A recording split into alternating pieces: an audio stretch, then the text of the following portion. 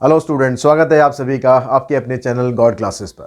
तो आज बच्चों सीबीएसई हैंडबुक की हम एक्सरसाइज 3.4 और 3.5 दोनों एक्सरसाइज इसमें कवर करने की कोशिश करेंगे और उसमें से वो क्वेश्चन हम सिलेक्ट करेंगे जो हो सकता है कि वो क्वेश्चन आपके लिए प्रॉब्लम क्रिएट कर सके। तो अगर हम 3.4 एक्सरसाइज की बात करें तो इसके अंदर जो आपके पास क्वेश्चन दिया हुआ है, फर्स्ट क्वेश्चन का सेकेंड पार्ट, इससे हम स्टार्ट करते हैं। इसमें ई की पावर माइनस लॉग एक्स और आपको यहाँ डेफिनेट इंटीग्रल फाइंड करना है। लिमिट आपको दे रखी है 1 से लेकर 2 तक और e की पावर कहता है माइनस ऑफ लॉग एक्स है। तो ये हमें पता है कि एक प्रॉपर्टी होती है, अगर e की पावर log x होती है, अगर आप सिंपल ऐसे e की पावर लिखते हो log x, तो इसका मतलब ये x के बराबर होता है। ये log और ये e दोनों खत्म हो जाते हैं, खाली यहाँ से जो x बच रहा है वो रह जाता है। तो यहाँ पर e और log के बीच में ये जो माइनस का साइन है ना, ये थोड़ी सी परेशानी क्रिएट कर रहा है। इस माइनस साइन को हमें यहाँ से हटाना पड़ेगा। अब माइनस साइन को हम हटाएंगे कैसे?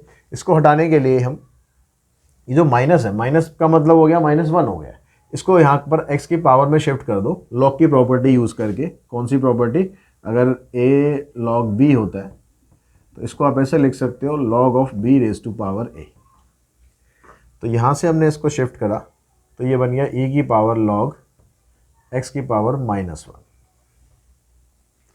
अब यहाँ से e और log आपके ख़त्म हो जाएंगे, रह जाएगा x की पावर -1। अब x की पावर -1 का इंटीग्रेशन पावर रूल से नहीं निकलेगा। इसके लिए आपको क्या करना पड़ेगा?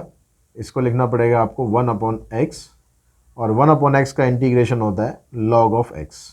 लिमिट आ गई 1 से लेकर 2 तक। अब यहाँ पर लिमिट लगा दो log 2 माइनस log 1। log 2 रहेगा और log 1 की वैल्यू 0 होती है, तो आंसर आ जाएगा आपका log ऑफ 2। नेक्स्ट इसका हम पार्ट करते हैं। इस क्वेश्चन का जो फिफ्थ पार्ट है उसमें देखिए वहाँ पर दिया हुआ है आपको लिमिट दे रखी है 0 to 1, लिमिट 0 to 1 एंड 1 में x प्लस 1 माइनस में x, दोनों टर्म ये रूट के अंदर है। तो आपको पहले क्या काम करना है? इस रूट को यहाँ से हटा लेना है। इस रूट को हटाने के लिए हम क्या करेंगे? इसको कर लेते हैं हम रैशनलाइज। अगर आप इसको रैशनलाइज करते हो तो यहाँ पर आएगा x plus 1 minus root x, इधर से आ जाएगा x plus 1 plus root x.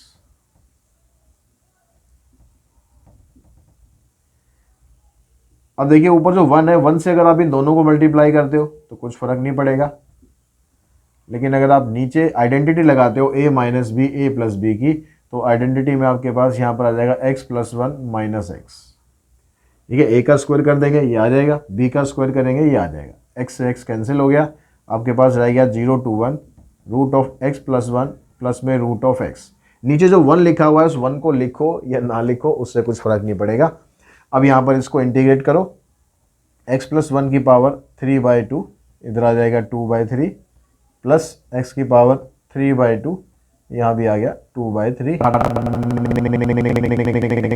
निकाल दो और बाकी में लिमिट लगाओ। यहाँ पर पहले 1 लगाओगे, 1 प्लस 1 2 हो गया, 2 की पावर 3/2, यहाँ 1 की पावर 3/2 माइनस 0 यहाँ पुट करोगे, 0 प्लस 1 1 हो जाएगा, 1 की पावर 3/2 और यहाँ पर पुट करोगे तो 0 की पावर कितनी भी कर लो 0 रहेगा।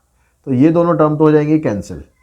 अब 2 की पावर 3/2 का मतलब क्या हो गया? पहले आप 2 का कर लो क्यूब, 2 का क्यूब हो गया 8, 8 का करोगे स्क्वायर रूट, तो 8 का स्क्वायर रूट करेंगे तो आ जाएगा आपके पास 2√2। तो आंसर बन गया 4√2 डिवाइडेड बाय 3। अब देखते हैं इसका 6 पार्ट। इसमें लिमिट आपको दी हुई है 0 to 1 और फंक्शन आपके पास e की पावर x इंटू 1 प्लस में e की पावर x का रूट। तो यहाँ पर जो रूट के अंदर टर्म है इसको आप पुट कर लो।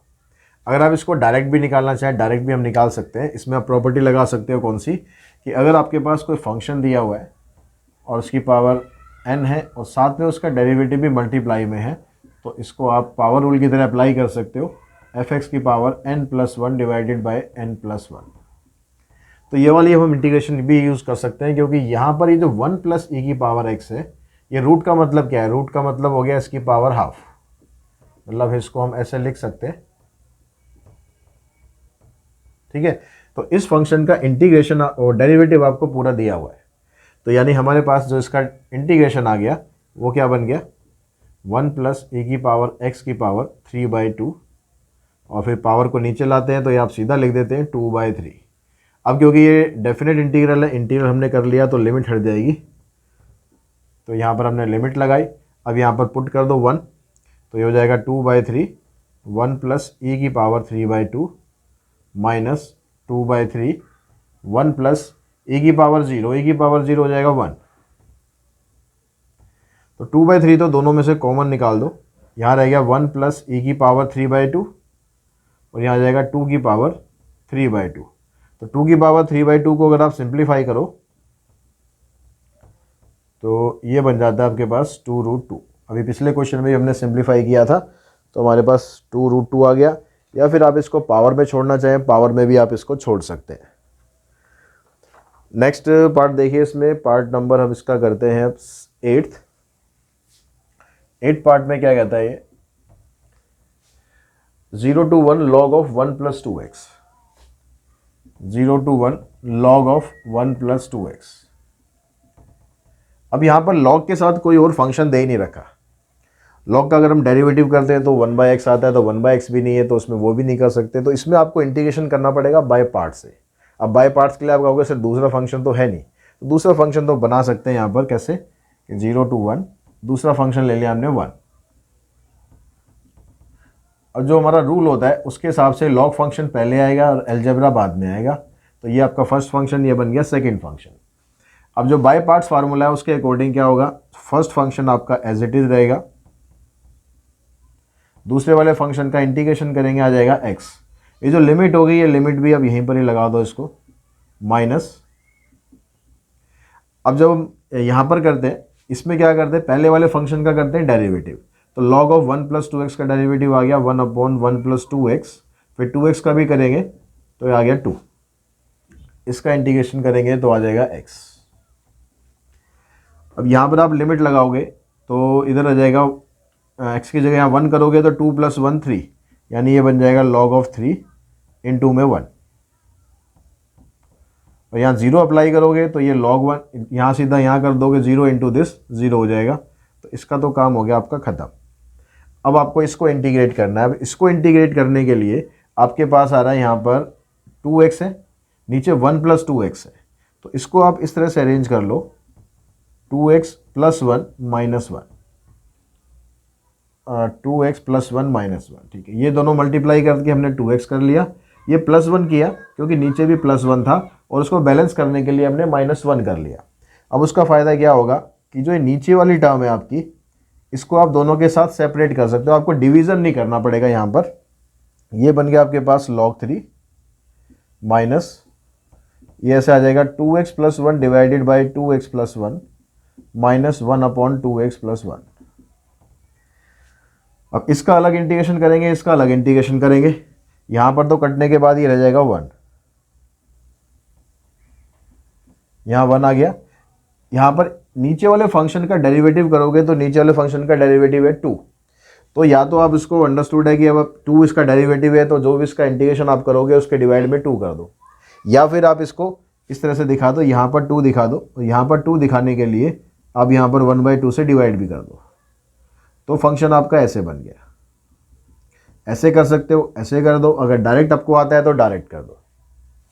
अब इसको इंटीग्रेशन करेंगे तो आपके पास आ जाएगा log 3 माइनस 1 का तो हो जाएगा x, इसका हो जाएगा 1/2 log ऑफ 2x + 1, लिमिट आ गई 0 to 1। अब यहाँ लिमिट लगाओ, यहाँ पर लगाएंगे लिमिट 1 माइनस 1/2 log ऑफ, यहाँ पर करेंगे 2 + 1 आ जाएगा 3, फिर यहाँ पर माइनस साइन, अब 0 अप्लाई करो तो यहाँ तो 0 हो जाएगा, माइनस 1/2 log ऑफ, यहाँ पर 0 हो जाएगा, 0 + 1 ये आ जाएगा 1। अब log 1 की वैल्यू पता है हमें 0 होती है, तो ये वाला पार्ट भी 0 है, ये भी 0 है, तो ये तो सारा ख़त्म। अब आपके पास बस ये बच गया है, यहाँ पर क्या बचा, ये आ गया log 3 - 1 प्लस में 1/2 ऑफ log 3। अब इसको आप सिंप्लीफाई करोगे, ये 1 है, ये 1/2 है, तो हो जाएगा 3/2 log 3 - 1। आप आंसर को ऐसे छोड़ो, या फिर आंसर को एक बार बुक में देख लेते हैं कैसे किया हुआ है। ऐसे किया है 3/2 log 3 - 1, ऐसे छोड़ा हुआ है तो इतना ही आप इसको छोड़ सकते हो। आगे तरीका ये होता है कि आप 3/2 को यहाँ से हटा के इसकी पावर में ले जाओ, तो इतना कुछ करने को नहीं बोल रहा तो मत करो। नेक्स्ट पार्ट देखते हैं इसका। नेक्स्ट इसका 10th पार्ट। इसके 10th पार्ट में आपको क्या दिया, बाकी के क्वेश्चंस ऐसे हैं, आपने अगर थोड़ा सा भी डेफिनेट इंटीग्रल ढंग से कर रखा है तो बड़े इजीली आप निकाल लोगे। तो इसका जो 5th पार्ट है उसमें कहता है 3t², 10th part, limit 0 to 1 है, 3t² divided by 1 + t³, 2 + t³। तो यहां पर आप देख रहे हो कि जो डिनोमिनेटर है उसका डेरिवेटिव आपके पास ऊपर है।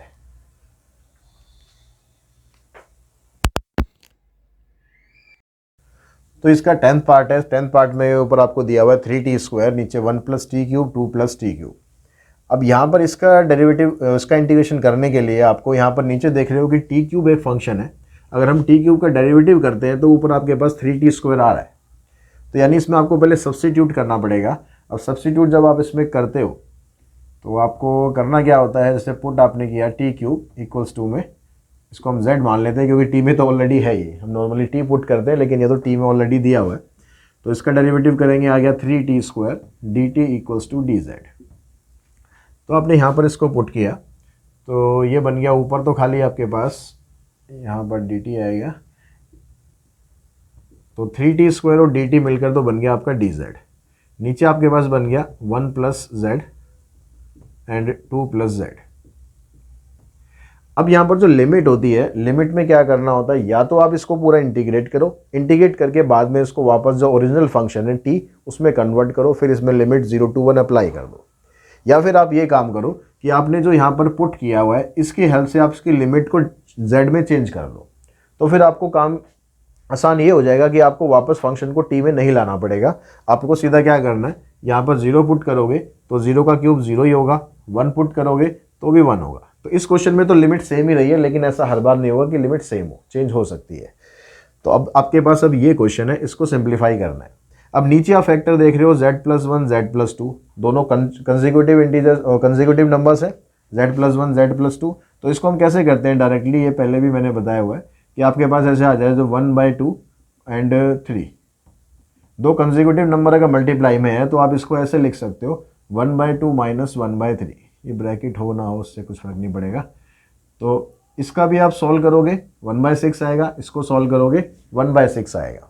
तो इसके लिए आपको पार्शियल फ्रैक्शन मेथड लगाने की ज़रूरत नहीं पड़ती। अगर कंसेक्यूटिव नंबर है तो आप डायरेक्टली इसको इस तरह से कर सकते हो, 1/1 प्लस पहले जो छोटा नंबर है वो रखना है, पहले छोटा नंबर रखना है, तो इन दोनों में से छोटा 1 + z है, -1/2 + z। अब इसको आप सिंप्लीफाई भी करके देख लोगे ना तो आपके पास यही बचेगा। अब उसके बाद इसका अब इंटीग्रेशन करोगे तो यह आ जाएगा log 1 + z -log 2 + z। Limit आ गई 0 to 1। यहाँ लिमिट अप्लाई करोगे 1 + 1 2 हो जाएगा, यह आ गया log 2 -log यह आ जाएगा 3, फिर माइनस का साइन, लिमिट 0 अप्लाई करोगे तो आ जाएगा log 1 -log 2। इसकी ब्रैकेट खोलते हैं, log 2 -log 3 -log 1, log 1 तो होता है 0, ये माइनस माइनस प्लस हो गया, ये आ गया log 2, तो 2 log 2 बन गया ये -log 3। तो आपने आंसर को अब यहाँ पर भी छोड़ सकते हो या log को कंबाइन कर सकते हो। तो log को अब यहाँ पर इसने कंबाइन करा हुआ है, तो कंबाइन कैसे करते हैं, तो पहले तो यहाँ से इसको 2 को हटाना पड़ेगा, इस 2 को ऊपर ले जाओ, ये बन जाएगा log 2 का स्क्वायर, तो ये बन गया log 4 -log 3। तो log की प्रॉपर्टी ये होती है अगर ऐसे माइनस में होता है तो इन दोनों टर्म्स को आप इकट्ठा कर दो, जो पॉजिटिव वाली टर्म है वो ऊपर आती है, जो नेगेटिव वाली टर्म है वो नीचे आ जाती है, ये आपका आंसर हो जाएगा। तो ये कुछ क्वेश्चन थे एक्सरसाइज 3.4 के। अब एक्सरसाइज 3.5 के कुछ क्वेश्चंस करते हैं जिसमें आपको प्रॉपर्टीज़ का यूज़ करना है। अब सारे क्वेश्चन में प्रॉपर्टी का अगर कोई क्वेश्चन डायरेक्टली निकलता है डायरेक्ट निकाल देंगे, लेकिन हाँ अगर उसने क्वेश्चन में बोला आपको कि भाई बाय यूजिंग द प्रॉपर्टीज़, तो फिर आपको प्रॉपर्टी का यूज़ करना पड़ेगा। तो हम यहाँ पर एक्सरसाइज 3.6 पर चलते हैं। प्रॉपर्टीज़ के बारे में अगर आपको जानना है समझना है डिटेल में, तो प्रॉपर्टीज़ वाली वीडियो ML अग्रवाल की जो पूरी प्लेलिस्ट थी उसमें मैंने बता रखी है, वहाँ से आप समझ सकते हो। उसका लिंक भी ऊपर आई बटन में आपको मैं दे दूंगा, जहाँ पर जाके आप इसकी प्रॉपर्टीज़ को समझ सकते हैं। अब यहाँ पर जो पहला क्वेश्चन है प्रॉपर्टीज़ में, एक्सरसाइज 3.5 की जो सीबीएसई हैंडबुक की एक्सरसाइज है, उसमें जो फर्स्ट क्वेश्चन है, तो उस फर्स्ट क्वेश्चन में कहता है कि फंक्शन आपको दिया हुआ है 0 to 3f(x), 0 to 3f(x) dx, इसको इंटीग्रेट करना है। और जो फंक्शन है वो आपको किस तरह से दिया हुआ है, f(x) equals to x + 1 and 2x, signum function की फॉर्म में दिया हुआ है, x + 1 2x, और यहाँ पर इसका डोमेन दिया है x < 1 x > 1। तो यहाँ पर जो क्रिटिकल पॉइंट है ना, क्रिटिकल पॉइंट आपको 1 दिया हुआ है, यानी 1 पर आपका जो फंक्शन है वो टर्न कर रहा है। तो यहाँ जो ये लिमिट है, इस लिमिट को दो लिमिट में आप तोड़ दो, एक 0 to 1 करो और दूसरी लिमिट 3 to 1 करो, 1 to 3 करो। ठीक है, कहाँ पर तोड़ना होता है, जहाँ पर आपका फंक्शन टर्न करता है, जो क्रिटिकल पॉइंट होता है। क्रिटिकल पॉइंट क्वेश्चन में दिया हुआ है तो ठीक है, अदरवाइज हम उसको फिर निकालते हैं। तो अब यहाँ पर 0 to 1, 0 to 1 का मतलब हो गया कि x की वैल्यू 1 से छोटी रहेगी, तो x की वैल्यू 1 से छोटी यहाँ पर आएगी। तो यहाँ पर आपके पास फंक्शन है x + 1, इसका आपको इंटीग्रेशन करना है। 1 to 3 जब आप लोगे तो इसमें वैल्यू जो आएगी 1 से बड़ी आ रही है, 1 से बड़ी आ रही है, तो फंक्शन बन रहा है आपका 2x। तो इस तरह दोनों फंक्शन को हमने अलग अलग कर लिया। अब इसको आप सिंप्लीफाई करो, ये आ गया x² / 2 प्लस में x, लिमिट आ गई 0 to 1, यहाँ पर आ गया 2x² / 2, लिमिट आ गई 1 to 3, ये हो गया कैंसिल।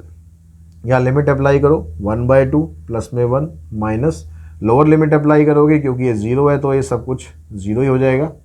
यहाँ पर 3 का स्क्वायर करोगे, 3 का स्क्वायर हो गया आपके पास 9, माइनस 1 का स्क्वायर करेंगे हो जाएगा 1। तो 1/2, इससे इसको कैंसिल ही कर दो, 1/2 प्लस में 9, तो 2 9 = 18 प्लस 1, आंसर आ गया 19/2। अब इसका नेक्स्ट क्वेश्चन देखिए, क्वेश्चन नंबर फर्स्ट का जो सेकंड पार्ट है, क्वेश्चन नंबर फर्स्ट का सेकंड पार्ट आपको दिया हुआ है। इसमें इंटीग्रल है 0 to 1 x and √1 - x। तो इसमें आप प्रॉपर्टी का यूज़ करो, कौन सी, आपके पास एक प्रॉपर्टी होती है f ऑफ, अगर आपके पास दिया हुआ है f of a - x is equals to, limit अगर ऐसे दी होती है 0 to a, 0 to a आपके पास लिमिट होगी, तो आपके पास f(x) dx ये होता है, तो ये f ऑफ a - x के भी बराबर होता है। ये वाली प्रॉपर्टी हम यहाँ पर यूज़ करेंगे। अब यहाँ पर a की जगह आपके पास 1 है, तो जब आप इस इंटीग्रल पर जाओगे तो इसको आप कैसे लिखोगे, 0 to 1, x की जगह लिखोगे a - x, यानी 1 - x, रूट इस x की जगह भी लिखोगे 1 - x। अब इस प्रॉपर्टी से आपका फ़ायदा क्या हुआ कि जो ये रूट के अंदर वाला पार्ट था, इसकी जब आप ब्रैकेट ओपन करोगे तो इससे कैंसिल हो जाएगा, खाली √x रह जाएगा। अब आप √x को इन दोनों से मल्टीप्लाई कर सकते हो अलग अलग, तो ये √x बन गया, ये x की पावर 3/2 बन गया। अब इसको हम डायरेक्ट इंटीग्रेट कर सकते हैं, √x का इंटीग्रेशन हो जाएगा x की पावर 3/2, यहाँ आ जाएगा 2/3, और x की पावर 3/2 का इंटीग्रेशन करेंगे, x की पावर 5/2, इधर आ जाएगा 2/5, लिमिट आ गई 0 to 1। अब यहाँ पर अगर आप 1 अप्लाई करते हो, 1 की पावर कितनी भी हो 1 रहेगा, मतलब ये 2/3 का 2/3 ही रहेगा, इधर से 2/5 रहेगा। 0 अप्लाई करोगे तो ये भी 0 आ जाएगा, ये भी 0 हो जाएगा, तो उसको आप दिखाओ मत दिखाओ कुछ फ़र्क पड़ना नहीं, इसका एलसीएम लो, तो आ जाएगा 4/15। ये था हमारा सेकंड पार्ट।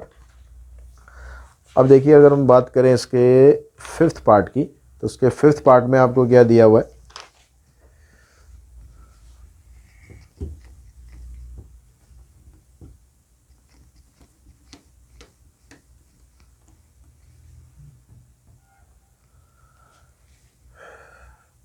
तो इसका जो फिफ्थ पार्ट है इसमें आपको दिया हुआ है लिमिट 0 to a, और ऊपर कहता है x की पावर 2020, बहुत भयंकर पावर दे दी, इतनी पावर कैसे सॉल्व करेंगे भाई। फिर नीचे भी आपको दिया हुआ है x की पावर 2020 एंड प्लस में a माइनस एक्स की पावर 2020। तो पावर तो बहुत सारी इसने दे दी है, तो इसको सॉल्व करने के लिए हम फिर यहाँ प्रॉपर्टी का यूज़ करेंगे। बिना प्रॉपर्टी का आप ये करने चले गए ना क्वेश्चन, तो भाई होएगा ही नहीं सॉल्व। तो इसमें आपने क्या करना है, इसमें भी जो भी प्रॉपर्टी हमने करी थी ना वही सेम प्रॉपर्टी लगाओ। तो उस प्रॉपर्टी के अकॉर्डिंग इसको हम i के बराबर ले लेते हैं। उस प्रॉपर्टी के अकॉर्डिंग जहाँ ये x है इसको हम लिखेंगे a माइनस एक्स। पावर जैसे है इसकी वैसी रहेगी। इस x को भी लिखेंगे हम a माइनस एक्स, इस x को भी लिखेंगे हम a माइनस एक्स। जहाँ जहाँ x था वहाँ पर a माइनस एक्स लिख दिया। ऐसा करने पर क्या मिला हमें, ऊपर तो ऐसे कैसे लिखो भी, नीचे ये वाली टर्म ऐसे कैसे रहेगी, तो दूसरी वाली टर्म है यहाँ पर ब्रैकेट खोलोगे तो ये कैंसिल हो जाएगा, ये x की पावर आ जाएगी 2020। अब आप ये वाली इक्वेशन और ये वाली इक्वेशन इन दोनों को कर दो ऐड। तो यहाँ पर ये भी i था, ये भी i है, मतलब i हो गया 2i। लिमिट आ गई 0 to a। ये अब आपके पास पहली टर्म है डिवाइडेड बाय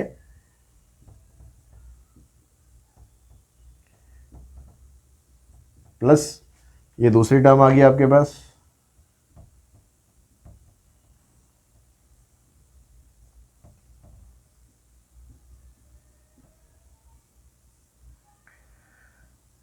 अब यहां पर देख लो दोनों का जो डिनोमिनेटर है वो सेम ही आ रहा है, बस ये इधर लिखा हुआ ये इधर लिखा हुआ इतना फर्क है, लेकिन है प्लस में तो कोई दिक्कत ही नहीं है, किसी को कैसे भी लिख लो।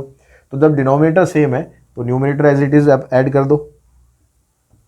तो ऊपर आ गया x की पावर 2020, a माइनस एक्स की पावर 2020, और डिनोमिनेटर यानी जो एलसीएम लिया था आपने वो भी ये सेम ही आ गया। अब ये डिनोमिनेटर और न्यूमिनेटर दोनों अगर सेम आ गए तो ये सारा कटने के बाद रह गया आपके पास 1। अब इसका अगर आप इंटीग्रेशन करते हो तो इसका इंटीग्रेशन आपका बन गया x 0 to a। यहाँ पर लिमिट अप्लाई करोगे तो ये आ जाएगा a, और 0 अप्लाई करोगे तो हो जाएगा 0। तो i की वैल्यू निकालेंगे, 2 को यहाँ लाओगे तो i आ जाएगा आपका a/2। तो ये था हमारा 5th पार्ट इसका। अब चलते हैं हम इसके 6th पार्ट पर। 6th तो इजी है, ml में भी दे रखा है ऐसे ही। 7th पार्ट देखो इसका। 7th में आपको दिया हुआ है -2 से 2 और 1 प्लस में 1/1 प्लस e की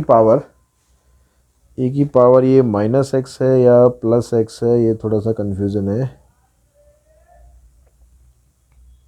तो यहाँ पर 7th पार्ट है इसका। इस 7th पार्ट में ये फंक्शन आपको दिया हुआ है। अब इस फंक्शन में या तो ऐसे इसको स्टार्ट करो, इसको टी पुट करके स्टार्ट कर लो। तो अगर हम इसको ऐसे स्टार्ट करें, put e√x equals to t, root of e(x) equals to t. तो यहाँ से इसका रूट हटा लो आप, रूट हटाओगे तो क्या बनेगा e(x) equals to t square. अब इंटीग्रेशन करोगे e की पावर x का e की पावर x ही रहेगा, इसका करोगे 2t dt, और साथ में यहाँ पर आ जाता है dx। तो dx की वैल्यू बन रही है आपके पास 2t e(x) dt।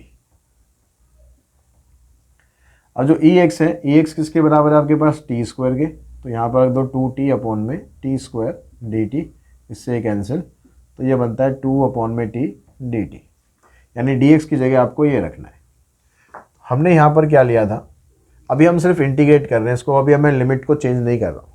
लिमिट को अगर आप चेंज करोगे यहाँ पर तो e की पावर -2 यहाँ पर आ जाएगा और फिर e की पावर +2 आएगा। अगर आप चेंज करते हो तो हम ऐसे लिख सकते हैं e की पावर -2, ठीक है, यहाँ पर, और ये रूट आएगा इसके ऊपर, और e की पावर +2 ये आ जाएगा, ये लिमिट बन जाएगी। तो ये लिमिट अगर ऐसे रख के चलोगे तो आपको t को t में रखना पड़ेगा, वापस चेंज नहीं करना पड़ेगा। देख लेते हैं आगे हमें कैसे आसान पड़ेगा, वैसे ही कर लेंगे। अब यहाँ पर आ गया आपके पास 1 प्लस, ये आपने t माना था तो ये हो गया 1 + t, और dx की जगह आ गया आपके पास 2/t। इस 2 को बाहर निकालो, और ये दोनों देखो कंसेक्यूटिव है। अभी पिछले क्वेश्चन में मैंने बताया कि अगर कंसेक्यूटिव टर्म्स होती हैं तो आप इसको डायरेक्ट अलग अलग कर सकते हो। ये e का स्क्वायर है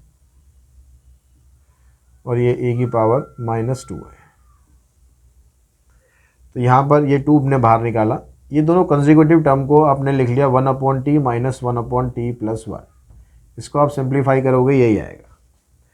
तो यहाँ पर देखो ये ई स्क्वायर का रूट है, तो यहाँ से कैंसिल हो जाएगा, ई की पावर रह जाएगी आपके पास 1 और यहाँ पर रह जाएगा ई की पावर -1।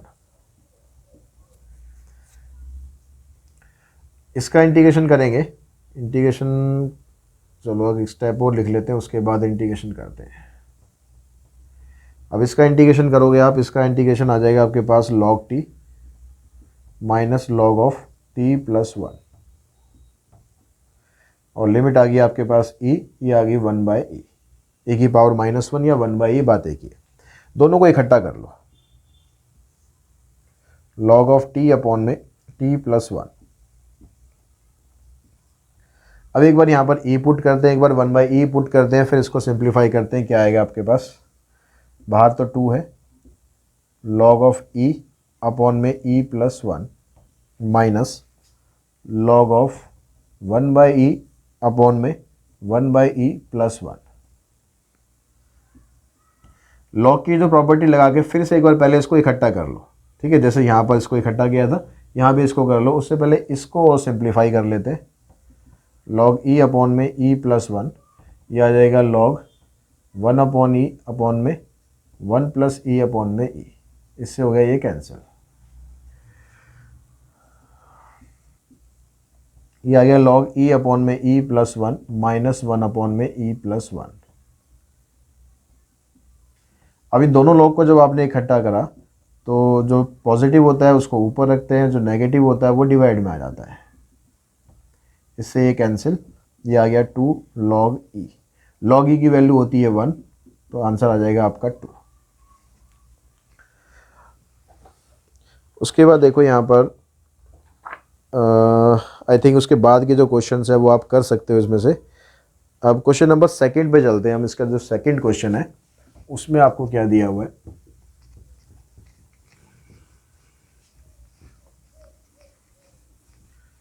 सेकंड क्वेश्चन में कहता है कि जो इवेल्युएट करना है आपको ग्रेटेस्ट इंटीजर फंक्शन का, ग्रेटेस्ट इंटीजर फंक्शन जो है इसको इंटीग्रेट करना है। अब ग्रेटेस्ट इंटीजर फंक्शन क्या होता है, अगर आप लोग भूल गए हैं तो 11th क्लास में पढ़े थे। ग्रेटेस्ट इंटीजर फंक्शन होता है कि अगर आपके पास जैसे मान लो ये नंबर लाइन है 0 1 2 3, अगर मैं कहता हूँ कि मुझे वैल्यू निकालनी है 2.1 की, तो जो 2.1 आपका यहाँ पर आ रहा है, तो इससे पहले जो इंटीजर पड़ता है वो इसका आंसर होगा। तो इसका आंसर 2 आ गया। अगर मैं करता हूँ 2.9, तो इसका आंसर भी 2 आएगा, क्योंकि 2.9 यहाँ पर लाई करेगा, ठीक है। इससे पहले जो इंटीजर आ रहा है वो ये आएगा। पहले का देखना है, क्लोजेट क्या आ रहा है उससे कोई मतलब नहीं है। जो भी आप वैल्यू ले रहे हो उससे पहले नंबर लाइन पे कौन सा इंटीजर आता है वो ग्रेटेस्ट इंटीजर वैल्यू होती है। तो अगर हम यहाँ पर देखें 0 to 2, इन दोनों के बीच में 0 से 2 के बीच में एक इंटीजर 1 और आ रहा है। तो पहले हम इसको स्प्लिट कर लेते हैं। इसको हमने स्प्लिट करा 0 to 1 प्लस 1 to 2। अब 0 से 1 के बीच में अगर आप कोई भी वैल्यू रखोगे उसका आंसर क्या रहेगा, 0 रहेगा। तो यहाँ पर आ जाएगा आपके पास 0। 0 का इंटीग्रेशन कुछ नहीं होता, 0 ही होता है। यहाँ पर आपके पास वैल्यू क्या आएगी, 1 से लेकर 2 तक के बीच में अगर आप कुछ रखोगे तो जो भी आंसर आएगा आपका वो 1 ही आएगा। तो यहाँ पर आ जाएगा 1। अब इसको आप इंटीग्रेट कर लो। अब इसको अगर आप इंटीग्रेट करोगे 1 का इंटीग्रेशन हो जाएगा आपके पास, 1 का इंटीग्रेशन हो गया x, लिमिट आ जाएगी 2 to 1, तो ये आ जाएगा यहाँ से 2 - 1, आंसर हो जाएगा 1। तो इस तरह से जो ग्रेटेस्ट इंटीजर फंक्शन है उसको इंटीग्रेट आपको इस तरीके से करना है। तो आई होप ये जो 2 एक्सरसाइज अभी मैंने आज कराई हैं दोनों आपको अच्छी तरह से समझ में आ गई होंगी। इसके जो क्वेश्चंस थे वो आप इजीली कर पाओगे। अगली वीडियो में जितने भी इसके वर्ड प्रॉब्लम्स हैं और एक्सरसाइज 3.6 वो सब हम लेंगे। तो बहुत जल्दी आपको अगली वीडियो भी इसके मिल जाएगी। आज की इस वीडियो में इतना ही। Thanks to all of you.